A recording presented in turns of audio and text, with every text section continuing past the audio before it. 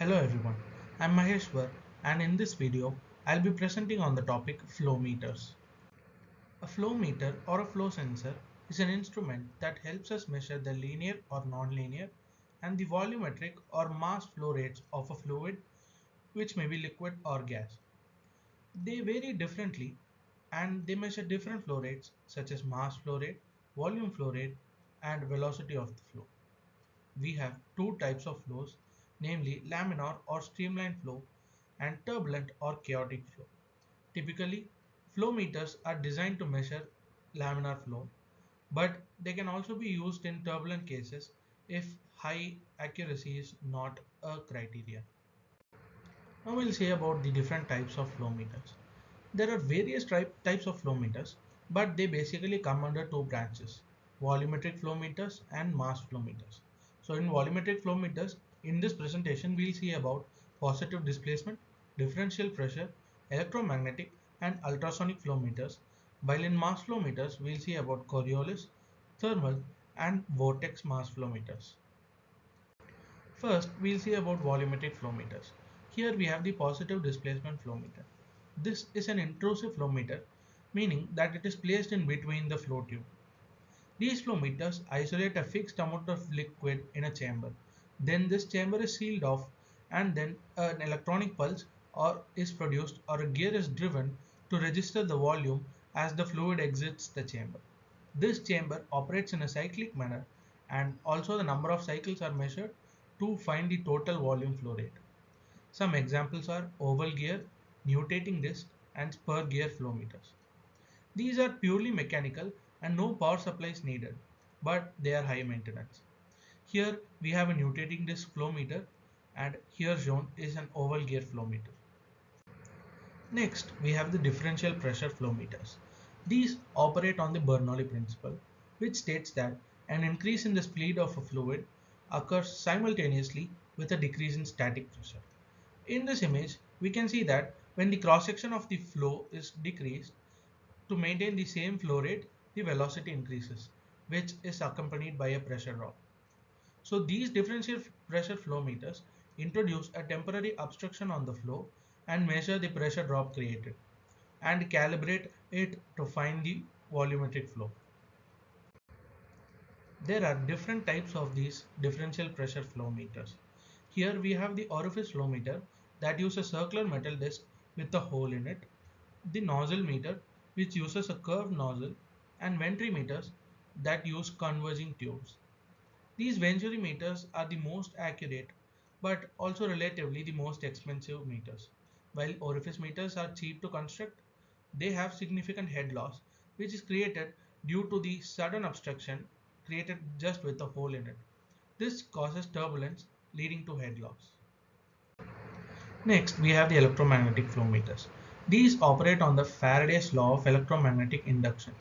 Faraday's law states that whenever a conductor is placed in a varying magnetic field, EMF is induced across it.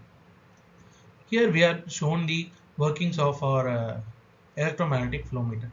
We have two coils which produce magnetic field across it and are constantly switched.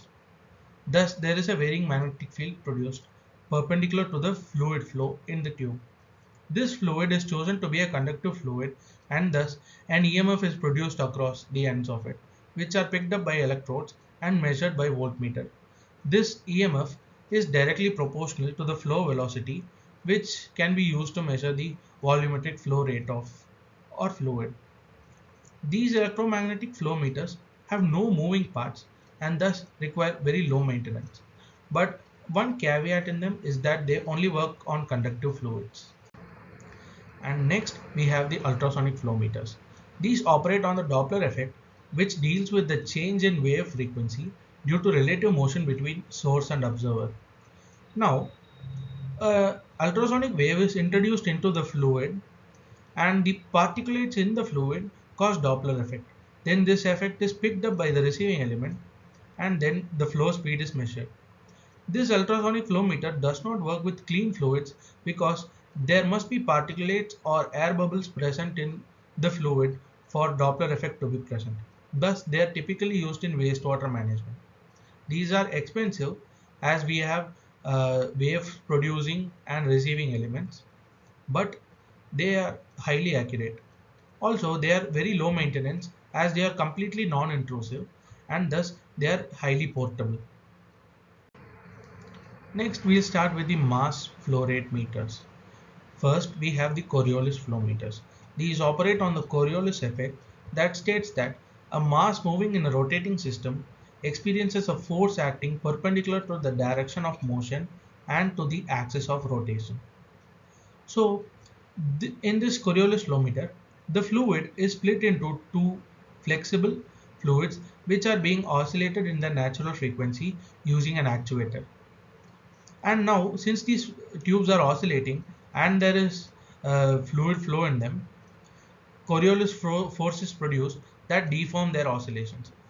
There's different amounts of deformations in these tubes and thus a phase difference is created. These deformed oscillations are picked up and the phase difference is calibrated to measure the mass flow rate. Now we come to the thermal flow meters. These contain two platinum 100 RTDs that are immersed in the fluid. One RTD is heated to some known temperature and the other is left at the fluid temperature. When there is flow in the fluid, there is heat dissipation across the hot RTD that causes a decrease in temperature. So now to maintain temperature, some current is supplied to this RTD. Now this supplied current is directly proportional to the amount of heat dissipation in the RTD, which is also directly proportional to the mass flow rate according to the first law of thermodynamics. This can be used to find the mass flow rate of the fluid. These RTDs use are limited to clean and non-abrasive fluids as they are intrusive, but they are highly accurate. And finally, we have the vortex flow meter. A bluff body is introduced into the flow pipe, and when there is fluid flow, the vortices are created on either side of the bluff body. This vortex strain is called the Kármán's vortex rate, and this phenomena is called vortex shedding. This vortex is created at a frequency that corresponds to the fluid flow rate. This frequency is then measured using a sensor which is typically piezoelectric or capacitive, and then the mass flow rate is measured from it.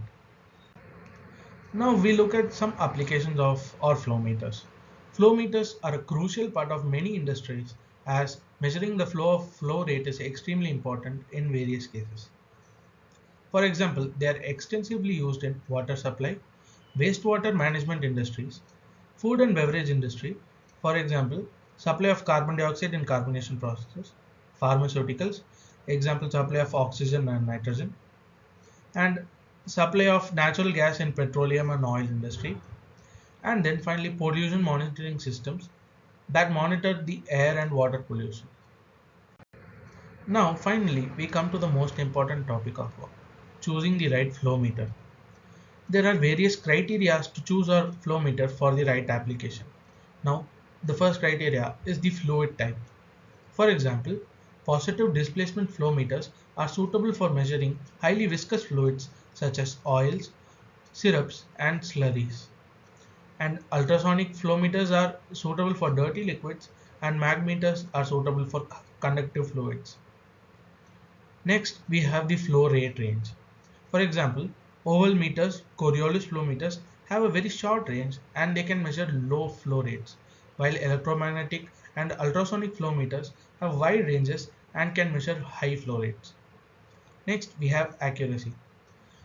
Coriolis and thermal meters, for example, are highly accurate and versatile due to their sophisticated nature, but their simpler positive displacement meters are mechanical and they are not that accurate. And finally, we have our budget. Simple mechanical meters such as oval meters, orifice flow meters are highly inexpensive compared to Coriolis, mag meters, and ultrasonic flow meters. So with these criteria, we should be able to choose the right flow meter for our right application. Thank you.